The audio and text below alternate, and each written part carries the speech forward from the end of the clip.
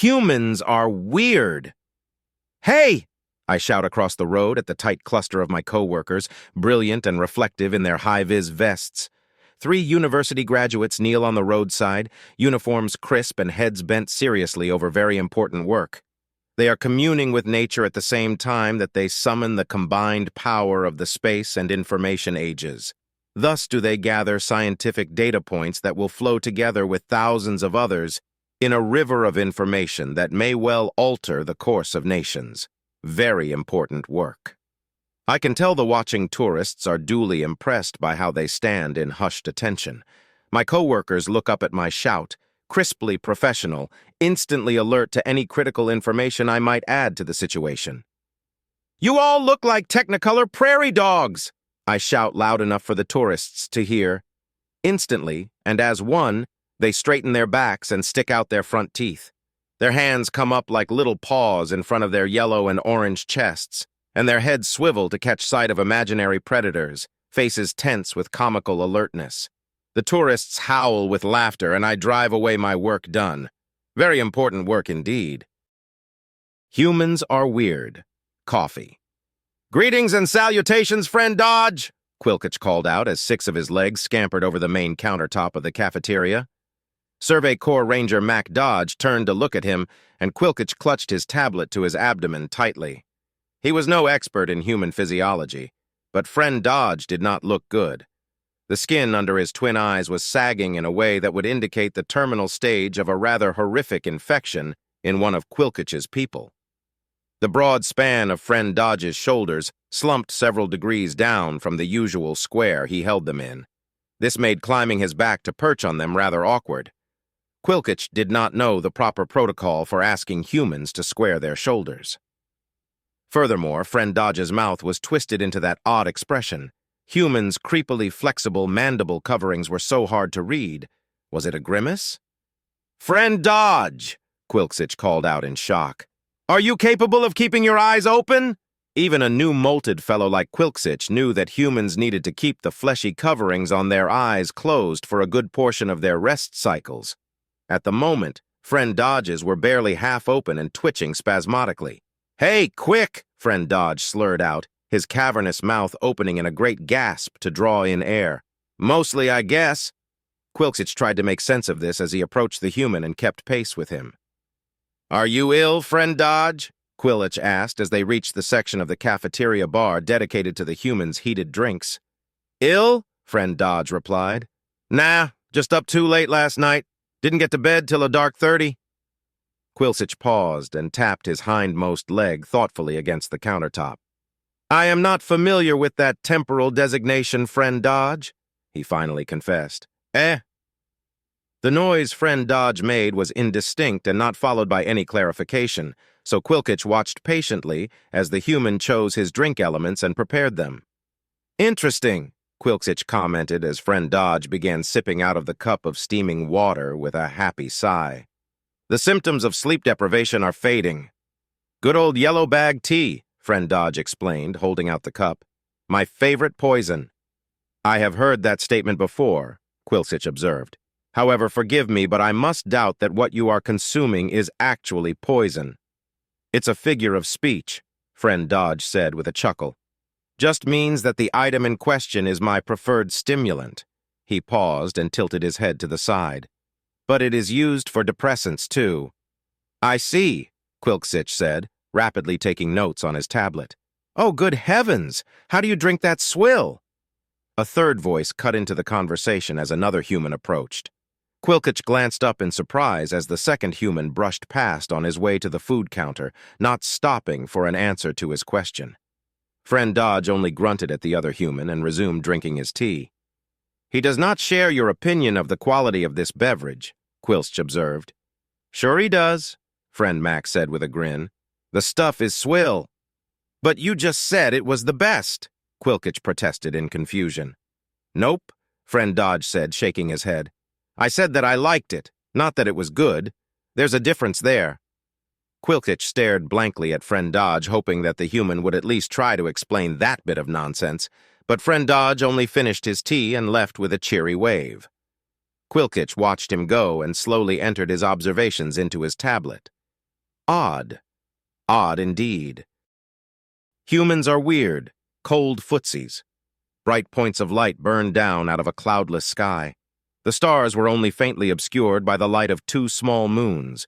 Beneath them, a small huddle of structures stood stoutly against the spreading frost. Between the starlight reflecting off of the ice and the giant silver satellite dish standing noble guard over the buildings, an artist might have called it beautiful, idyllic even. The screaming started around whatever the local equivalent of 3 a.m. was. The human inhabitants of the pseudo-military installation woke instantly and grabbed for whatever weapons were at hand. The situation was ripe with tension, which, due to the rapid situational analysis, natural selection bred into people who survived, almost immediately gave way to irritation, confusion, and the random burst of profanity. "Get it off! Get it off! My back! Cold!" The frantic screams were first joined by shouts of warning and then rough laughter. A string of profanity-laced comments marched heavily through the cold, dense air, followed by a shriek, "I don't care! Get it off!" There was a stern mumble that from the tone could only have come from a sergeant. "Okay, okay." A faint squealing of discomfort interrupted the proper words. "Cold, cold, get him off then." There was a bit more indistinguishable murmuring, and as no further disturbance was forthcoming, the weapons were returned to their sheaths, and the camp returned to sleep. Memo to all rough-end base personnel. Acceptable behavior in life, threatening situations, and social duties to fellow sentients in life-threatening situations. The command staff asks all personnel to remember that not all species inhabiting rough-end base have the same tolerance levels for physical contact. Furthermore, some species that indulge in full-body organism rest, i.e. sleep, humans specifically, have different rules for acceptable physical contact when in the sleep state than while awake. Please remember that a human in sleep state is incapable of differentiating between a native predator and a friendly ally. It is suggested that a sleeping human be woken up from no less than 3 feet away by throwing hard objects at them and vocalizing a non-threatening greeting. The humans of rough-end base do recognize that the increasingly harsh conditions can be life-threatening to their smaller and less endothermic allies. They are also aware that their large mammalian bodies generate plentiful excess heat. They, as a rule, are perfectly willing to offer any aid to their fellow sentients that they are capable of. However, please remember to obtain permission from the selected human before utilizing this benefit of their presence.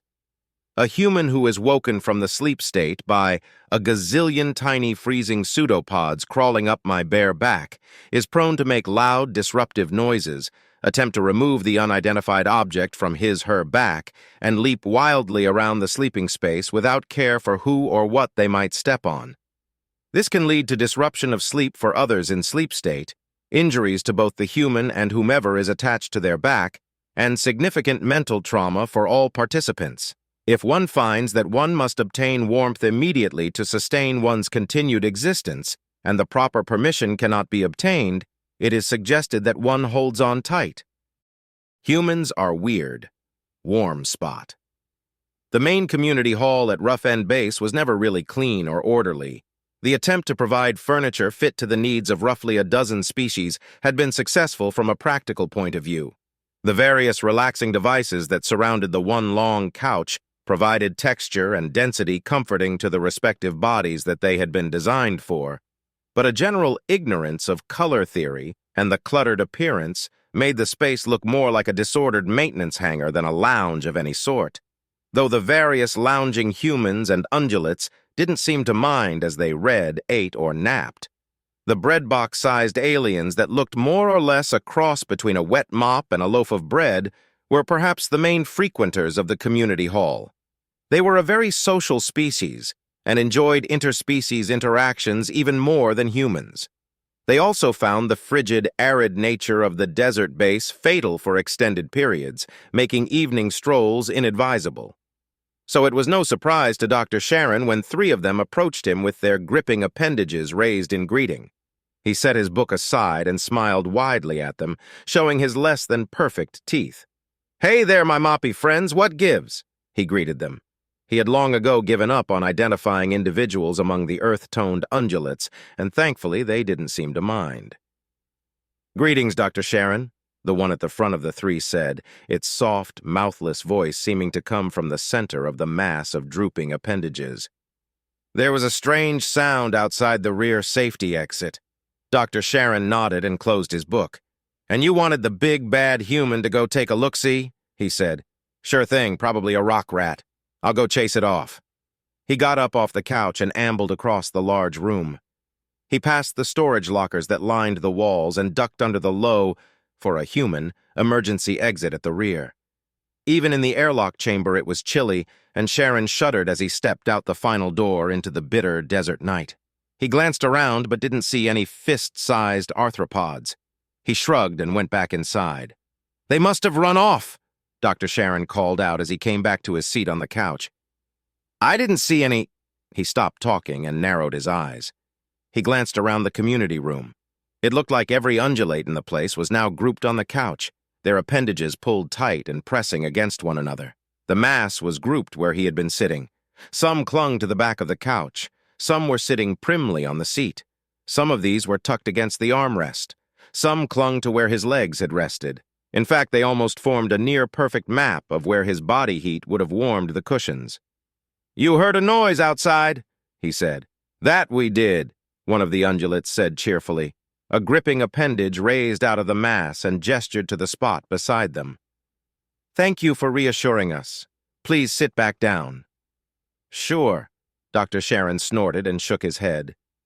He eased back down onto the couch, and the mass of undulates seemed to flex and expand to press against his side from his ankles to his shoulder. A contented, sigh-like sound came from the earth-tone mass. His book was produced by an appendage, and he accepted it with a wry grin. "Must have been a quick rock rat," he said. Humans are weird. High five. "Are you very certain that you do not mind me lingering here?" Twistunder asked of his human companion. "Nah," Corporal Bryant said absently. "You just hang in there until we get these last sensors in." "Agreed," Twistunder replied. He shifted a few of his gripping appendages on the warm skin of the human's back and carefully shifted the protection of the shirts that protected them both so that it lay easier over them. The scientist was acutely aware of the fact that his seeking shelter here left a large swath of the human's soft abdomen with only the thin protection of the T-shirt and a thin band of waist with not even that. Twistunder rubbed his main gripping appendages together in guilt as he felt the solidified precipitation. What mad scientist could have postulated such a thing? Continue to strike the shirt above him. It stung a bit even through the protection of the human's clothing, and Twistunder shuddered at the memory of those horrible moments of pain before his companion had rushed to his side and sheltered him with his own body. "You okay, Twist?" Bryant asked. "I am." Twistunder hesitated, decided against correcting the shortening of his name. "Still relatively uninjured." The human gave a bark of laughter as they reached the next set of coordinates, and he plunged the spike that held the sensor into the soil. Twistunder felt a thrill of something that wasn't quite fear as he felt the bipedal muscle structure surge under his appendages. What raw power the human was capable of. What phenomenal forces their bodies were capable of absorbing. Perhaps he shouldn't feel quite so guilty about leaving the human with that bit of unprotected flesh.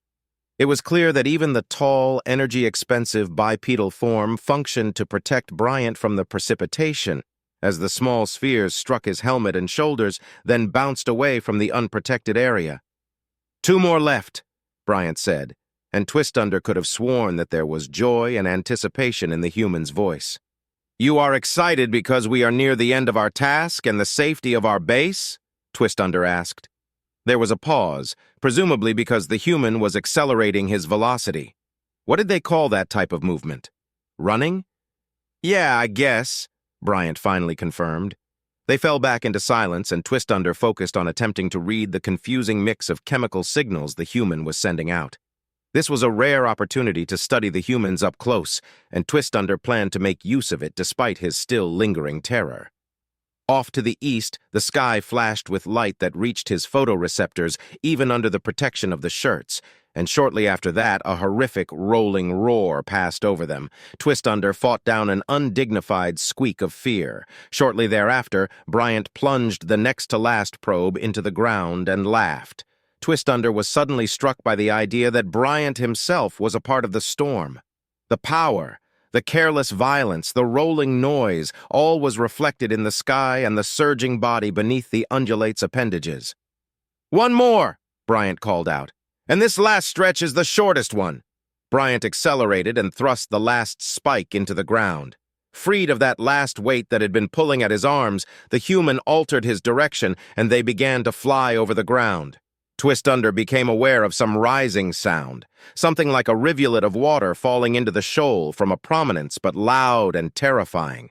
Twistunder twitched as he realized that somewhere behind them the sleet had increased, and the storm front that carried it was approaching them.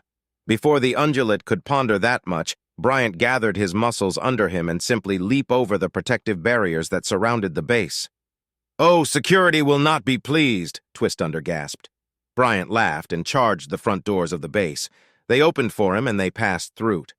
Bryant decelerated violently and stopped in the center of the entryway. "Woo!" Bryant let out a sound that the xenopsychologists would not doubt be analyzing for cycles to come. Bryant began moving around lightly, probably to allow his muscles to cool down without damage from his exertion, and Twistunder shoved a significant portion of himself out of the neck of the shirt in order to observe what was going on. The base's other human occupant was approaching them with a first aid kit. "Did you finish the mission?" the other human asked. "Oh yeah!" Bryant crowed. "High five, mate!" Twistunder held on in shock as the humans raised opposing arms and swung them together with the same force that Bryant had driven the probes into the ground. The hands connected with a jar of force that traveled throughout Bryant's body. "You ready to get down, Twist?" Bryant asked.